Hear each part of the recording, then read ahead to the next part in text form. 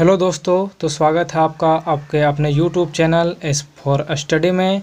हम आज लेकर आए हैं क्लास 9th के हिस्ट्री के चैप्टर 2 के कुछ महत्वपूर्ण प्रश्न, जो आपके लिए बहुत ही महत्वपूर्ण प्रश्न है, जो लिए गए हैं यूरोप में समाजवाद एवं रूसी क्रांति से। ये चैप्टर बहुत ही महत्वपूर्ण है और इसमें लिए गए हैं टॉप 15 क्वेश्चन, जो आपके लिए बहुत ही महत्वपूर्ण है। तो चलिए समय को विलंब ना करते हुए अपने प्रश्नों की ओर चलते हैं। तो आज का हमारा पहला प्रश्न है, लुई ब्लैंक कौन थे? लुई ब्लैंक जो थे वो कौन थे? हमारा पहला प्रश्न है, लुई ब्लैंक कौन थे? तो उत्तर हो जाएगा एक राष्ट्रवादी थे। लुई ब्लैंक कौन थे? एक राष्ट्रवादी थे। दूसरा प्रश्न है, सेंट पीटर्सबर्ग का नया नाम क्या पड़ा? सेंट पीटर्सबर्ग का नया नाम क्या पड़ा? तो पेट्रोग्राद। इसका नया नाम क्या पड़ा? पेट्रोग्राद। याद रखिएगा, बहुत ही महत्वपूर्ण प्रश्न है। दूसरा प्रश्न हमारा, सेंट पीटर्सबर्ग का नया नाम क्या पड़ा? तो पेट्रोग्राद। तो चलिए चलते हैं अगले प्रश्न की ओर। अगला प्रश्न, तीसरा प्रश्न है, रूसी बोल्शेविक पार्टी का नेता कौन था? रूसी बोल्शेविक पार्टी का नेता कौन था?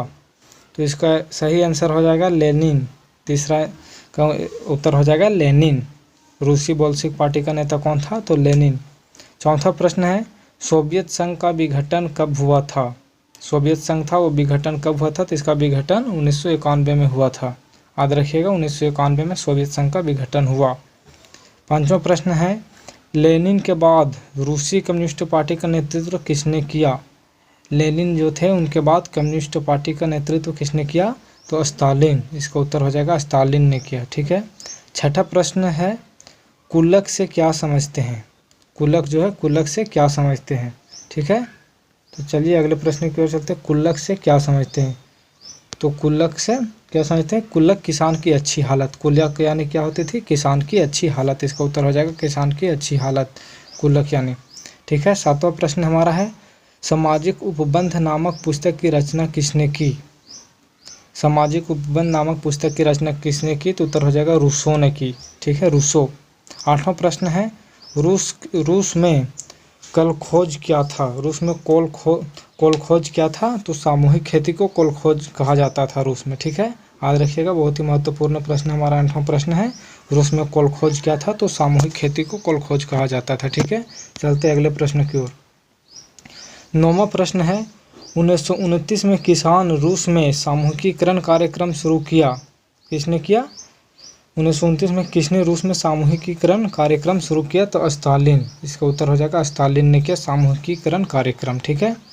तो 10वां प्रश्न है, रूसी शासक जार निकोलस द्वितीय ने कब त्यागपत्र दिया था? रूसी शासक जो जार निकोलस था वो कब त्यागपत्र दिया था? तो 2 मार्च 1917। बहुत ही महत्वपूर्ण प्रश्न है, 2 मार्च 1917 को दिया था। ठीक है, याद रखिएगा। 10वां प्रश्न कई बार पूछा भी जा चुका है।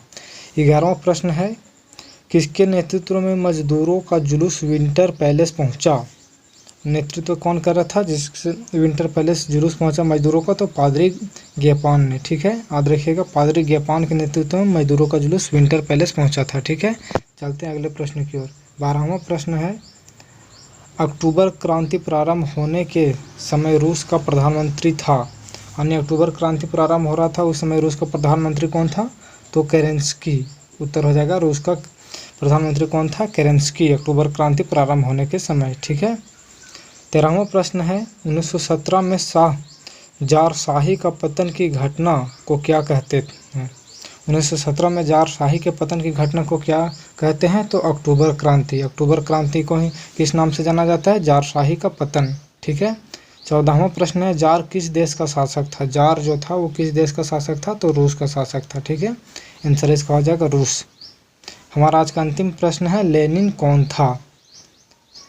लेनिन कौन था? तो बोल्शेविक पार्टी का नेता। लेनिन था कौन? बोल्शेविक पार्टी का नेता था लेनिन। ठीक है, तो आज का प्रश्न हमारा यहीं समाप्त होता है। कल मिलते हैं अपने नेक्स्ट वीडियो के साथ, और वीडियो को शेयर कमेंट जरूर करें। अगर आप हमारे चैनल पर नए हो तो चैनल को सब्सक्राइब करें। धन्यवाद।